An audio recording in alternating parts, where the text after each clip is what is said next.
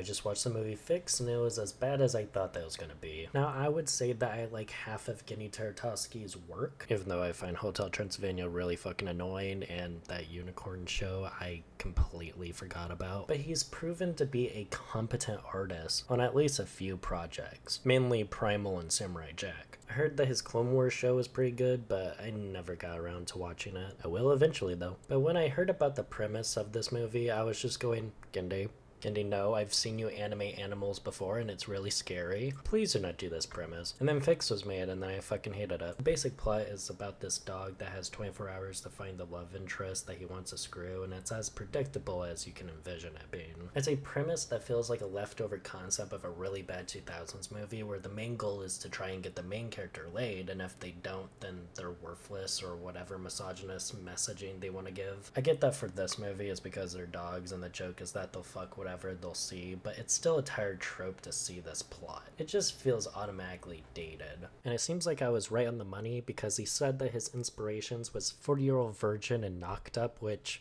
I feel like the same people that would find this movie funny probably think that White Chicks is the funniest movie. I know that I used that joke in another video, but that's the only way that I can describe edginess that is for casuals, where they confuse edginess with being gross or just trying to be pointlessly offensive. The thing that I heard a lot with people praising this movie is that it has a good message, which it really doesn't. It tries to act like it's a story about how people should like one another for who they are instead of wanting to fuck them. But that does not work when the whole goal of the movie is to fuck the love interest and to also learn nothing in the end about loving said person without thinking about them as an object to fuck. The messaging does not work. It's more hypocritical than anything. And then for one of the characters, they literally spell out the message of the movie. Like, how condescending is that? Like, it just feels very slapped together. It feels like the message was an afterthought. I will name one single thing that I liked about the plot, which was the critique of purebred animals being a thing. The fact that we have a system that actively profits off of animals having incest to create quote-unquote pure animals to resell for large amounts of money is such a weird thing that is normalized, and I'm glad that something has touched on that subject. But that does not excuse the overall bad script of this movie. And it's also hypocritical because one of the characters has a mommy fetish, which he got from his own mom. So incest is gross, but literally having a ancestral mommy fetish is excusable. That's great, Genndy. That's really great. I feel like a lot of the humor of the movie was just the fact that the animals were cursing. It felt like a child that just learned what cursing is and then tried to implement it into every sentence, even if it feels inorganic. It just feels like a movie that is made by casuals who are trying to pretend as if they're edgy, even if the premise of what if this thing but edgy has already been done to death. It's just Ren and Stimpy adult party cartoon with the plot of every single dog movie. It's that generic. And then it goes back to Facebook mom humor where it's just, oh, cats and dogs aren't supposed to do that. When it's like the most basic observational humor that you can do with pets, which makes the movie's attempt at trying to be edgy very fake and disingenuous. Because you know that this content is still being catered to a basic crowd. It's edginess with no substance. There's just nothing to it. Speaking of which, some of the main jokes in this movie are really irritating and questionable. Like several jokes centering around the fact that the main dog got on several occasions, and then the movie just actively jokes about him getting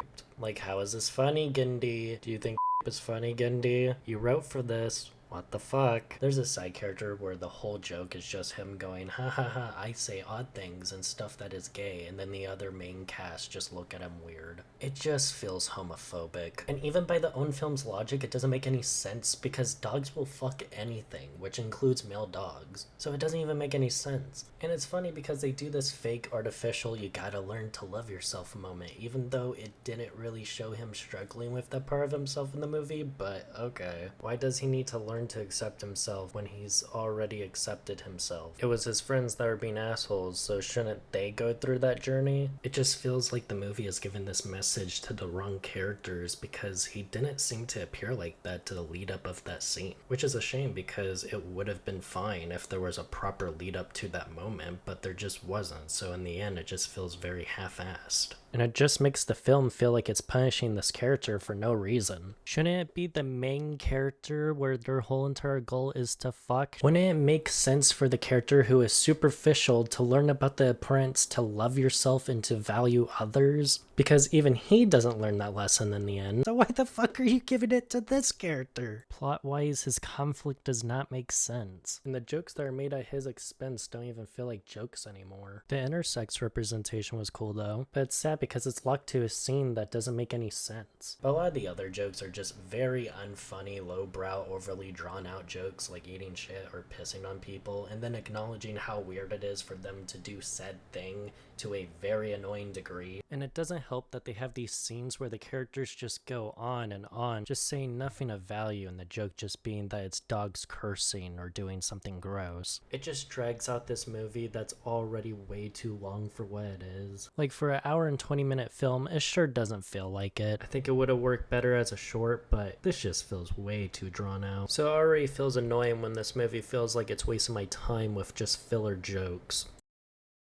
I feel like I'm forgetting something. What? Huh? Zoophilia? I think a big factor of why I don't like this movie is that it feels borderline illegal. At least Sausage Party, they were just food items. You know, you can disassociate from things in reality because talking food isn't real, but you are applying this to just feral animals. It's weird, and it's equally as weird as people who defend the usage of bestiality in this movie as that's just what dogs do. But I feel like that's just a weird excuse to allow it on screen. I get that that's the main plot of the movie, but it's still fucking weird. It's very annoying as shock value, and I think it's more revealing of what goes in Genndy's head more than anything. Now, I'm not cringing at the fetishes themselves. You can do whatever fetish that you want as long as it's positive and when it's applied to an adult setting, but these are feral animals, man. If we were to judge this movie based off of the animation alone, I think that it's overall good visibly, despite it being applied to certain avenues of the film. I just wish that it could have been put elsewhere, you know? One of the bigger criticisms I saw for this film is that it looks bad, which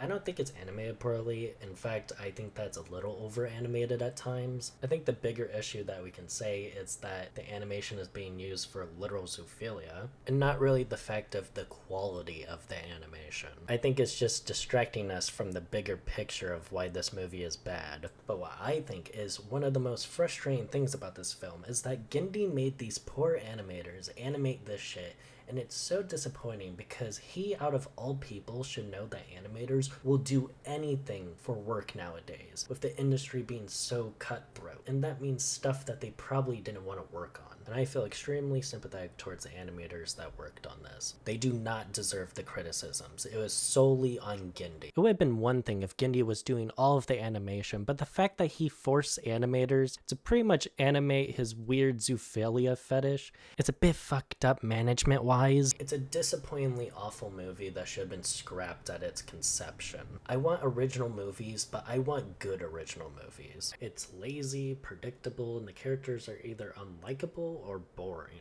It's a 1 out of 10. I hate this movie despite its good animation. Step back, look at the content that you consume, and tell yourself, is it worth dying on a hill for this? For this? Then there's the movie Oink. Nice transition, mate. Oh, stop it, you're gonna make me blush. Oink is a under-the-radar stop-motion film that was released in 2022 with little to no attention. Like, seriously, as I'm writing this, there are 6 reviews by critics and 50 ratings by the audience score. Like, come on. When Bad Milo is more known than this movie, what the hell is happening? I don't understand how this movie went so underneath the radar for most people. I randomly stumbled upon this on Tubi, and I'm kinda glad that I did, since there's around a girl called Babs where her family is vegan. Her grandpa, who lost a cook-off due to him screwing over his opponent and fighting him, randomly comes into town and gives her a pig, and then shenanigans ensue.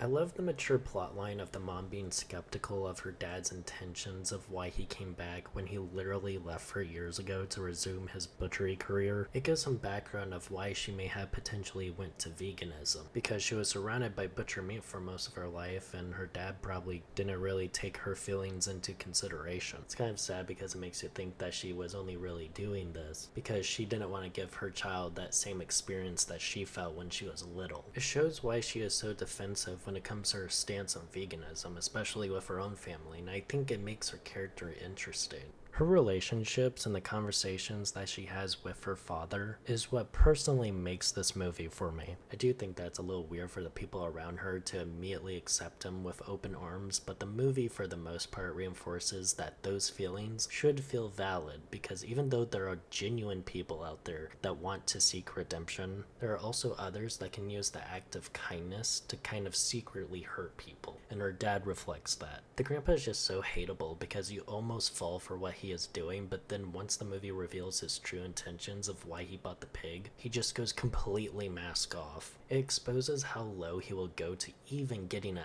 ounce of fame, and that he only really cares for himself in the end. And it shows that some people just want to continue that manipulative cycle of abuse for their own self-gain, to make them seem as if they aren't the bad guy and that the people criticizing them are. He's the definition of a pathetic person, which makes him such a good antagonist. It's a very sad but real story that people go through, and I think that those moments in the film are great. There's times where I'm honestly impressed at how far this movie can go with just a PG rating, especially when the grandpa is on the run. Like, I don't want to spoil much, but like in the end it gets pretty fucking insane, and it was a direction that I wasn't expecting the movie to go in. But once you catch on to his intentions, you slowly understand that the mom was just trying to protect her from how he's naturally manipulative, even if it's subtle. Oh, and then there's the main plot. The main plot with the girl and her friend is fine. It's not that I hate it or anything, I think it's a pretty cute story, but I kind of like the stuff more that was hovering around the grandpa and the mom. I guess the scenes with her and the grandpa are more interesting because you can see him naturally trying to manipulate her, but when it's just the kid actor, it's serviceable. But her plotline isn't really the sauce of the movie. I do really enjoy the animation in this. It is extremely high quality for the low budget that it had, and I like the sort of grossness to the character designs at times. It reminds me of the nasty ass children from Hoodwinked. I think every single character design fits perfectly with everybody's personality. It looks really impressive. Anyways, on to the negatives. The negatives with this movie is that I think tonally this movie is kind of inconsistent with what it wants to be. It feels like it's constantly needing to do a balancing act with trying to get a cheap laugh out of kids, like with the excessive shit jokes in this movie. Like when the pig is on screen, there's a 50-50 chance that there's going to be some sort of shit joke, which is very sad and annoying to see because I can see an actual good story here. It's kind of concerning the amount of times that they use it, because it gets to a certain degree where I'm just going, is this somebody's injected fetish? Where's the joke anymore? Like, kids can't possibly find shit jokes funny, right? It's just a stereotype that adults give kids, because I feel like even when I was younger I didn't really find that funny, but I don't know, I could be in the minority here. The main plot line of the pig going through a dog training event was okay, if a bit boring. It's not bad, it's not good, it's just there, but it sort of just bloats out the movie. And lastly, there's these weird unneeded song segments in the movie that were just kind of annoying in the end and unneeded. Like, it would have been tolerable if the guy can sing, but it's just so obvious that he can't. It's not charming, it's just ear grating. And the voice acting in general is a bit iffy, but it's an English dub. I would recommend watching the original, but I honestly don't know where it's streaming, because all there is the English version, and that's it. So this criticism is only really for the English dub. I don't really know about the original. But in the end, it's a complicated movie that can be generic when it wants to be, but it can prove that it can talk about serious topics without talking down to children. Yeah, again, when it chooses to. There were some elements that surprised me, and then also some elements that disappointed me. But in the end, I think it's okay. Is it a 10 out of 10 masterpiece? Hell no. I think that there's enough there to make it okay. I would say that's a 6 out of 10.